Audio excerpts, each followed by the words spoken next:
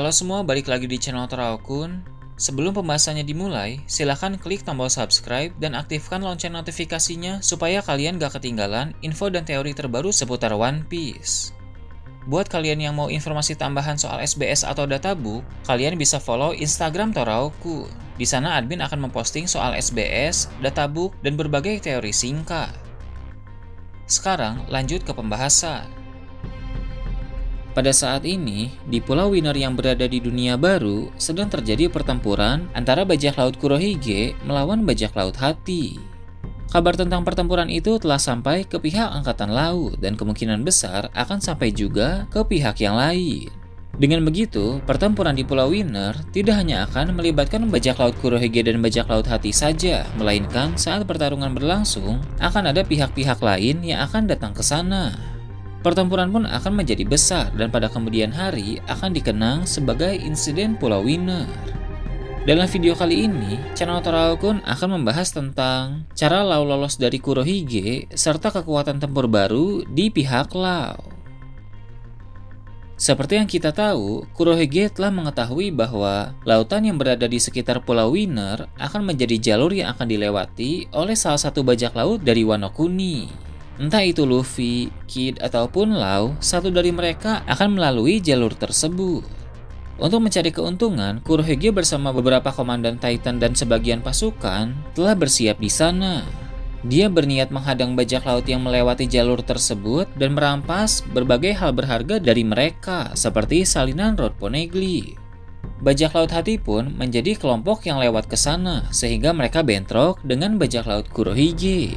Sampai pada manga chapter 1064, terlihat bajak laut Hati bisa bertarung dengan cukup baik melawan bajak laut Kurohige.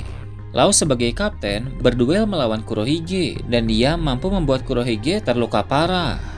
Sementara itu, para kru Law pun memperlihatkan kemampuan dari mereka semua. Bajak laut Hati membuktikan kemampuan bertempur mereka sangat baik. Namun, perlu diingat bahwa yang mereka lawan adalah Yonko Kurohige. Kurohige sangat kuat karena dia memiliki kekuatan dari dua buah iblis hebat. Para komandan Titan yang menemani Kurohige pun semuanya telah mengonsumsi buah iblis sehingga kemampuan mereka telah berkembang pesat. Pada awalnya, memang bajak laut Hati terlihat bisa mengimbangi mereka.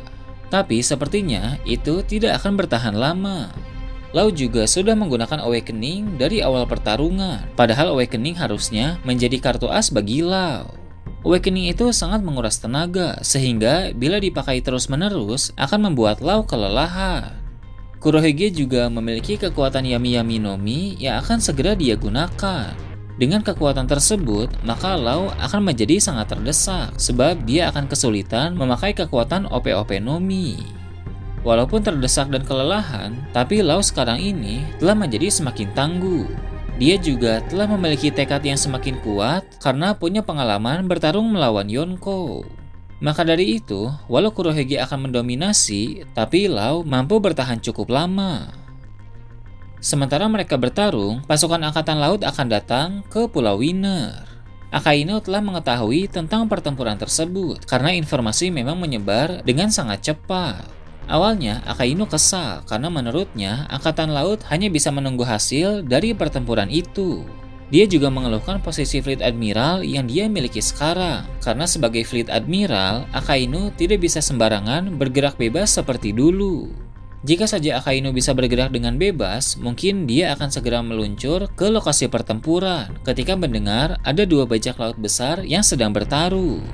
Meski Akainu yang sekarang tidak bisa bergerak bebas, tapi sepertinya dia tidak akan tinggal diam. Walau pada awalnya Akainu menduga Angkatan Laut hanya harus menunggu hasil pertempuran tersebut, tapi dia akan berpikir bahwa pertempuran itu adalah momen yang bagus untuk meringkus dua bajak laut hebat.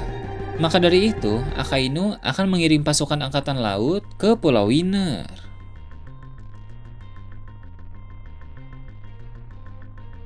Orang yang akan diberi misi untuk memimpin pasukan tersebut adalah Kizaru.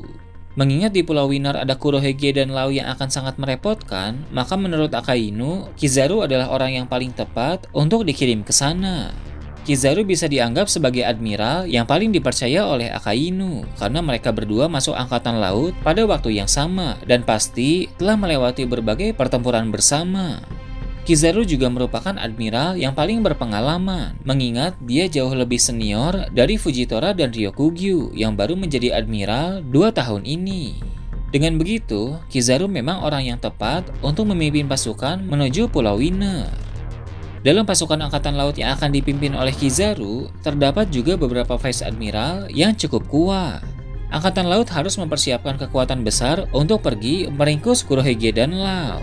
Mereka juga pasti akan membawa beberapa serapi, mengingat serapi merupakan kekuatan yang mengisi kekosongan Shichibukai. Serapi memiliki kekuatan yang besar dan bisa bertempur tanpa rasa takut, karena mereka adalah pasifista yang bergerak sesuai dengan perintah. Kemampuan tempur dari Seraphim akan sangat berguna dalam berbagai pertempuran. Ada kemungkinan Seraphim yang akan dibawa ke Pulau Winner adalah Seraphim Lau dan Seraphim Kurohige. Seraphim memang diciptakan dengan wajah yang mirip seperti para Shichibukai saat masih kecil. Mengingat baik Lau maupun Kurohige sama-sama pernah menjabat sebagai Shichibukai, maka besar kemungkinan ada juga Seraphim dengan wajah mereka.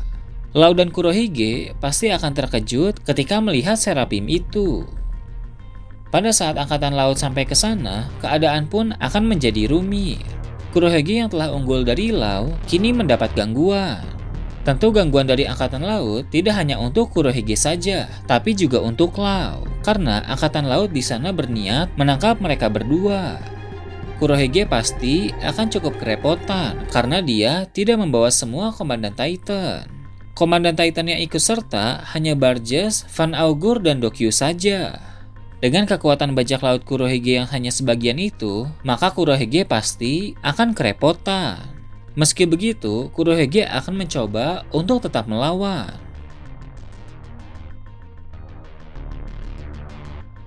Sementara pertempuran antara bajak laut Kurohige, bajak laut Hati, dan angkatan laut masih berlangsung, pihak lain pun akan muncul.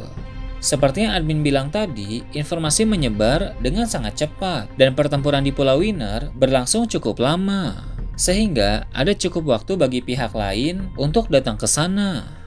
Pihak lain yang datang itu adalah Cross Guild.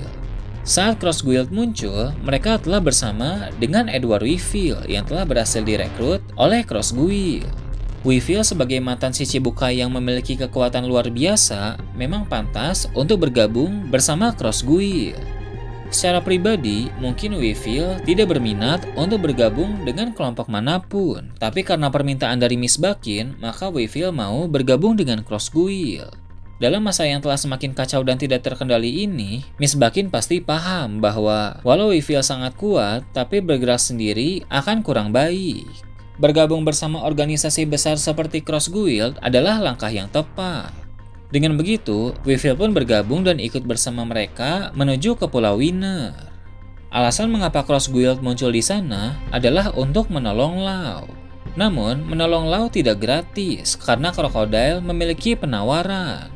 Cross Guild akan membantu Lau asalkan Lau mau bergabung ke dalam organisasi tersebut.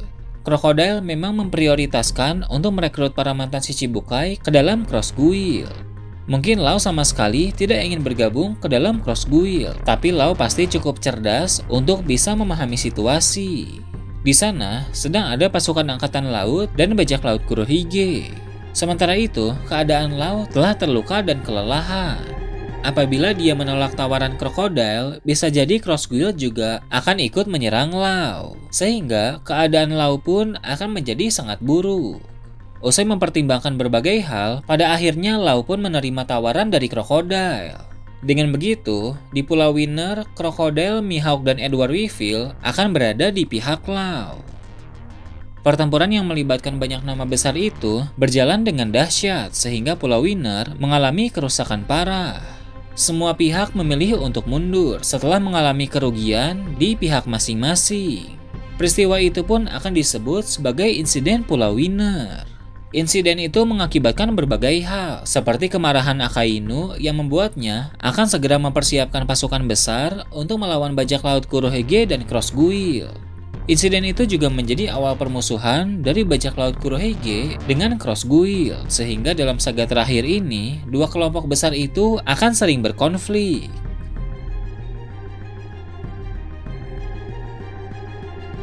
Nah itu tadi, teori admin tentang cara Lau lolos dari Kurohige, serta kekuatan tempur baru di pihak Lau. Gimana menurut kalian? Silahkan tulis di kolom komentar di bawah.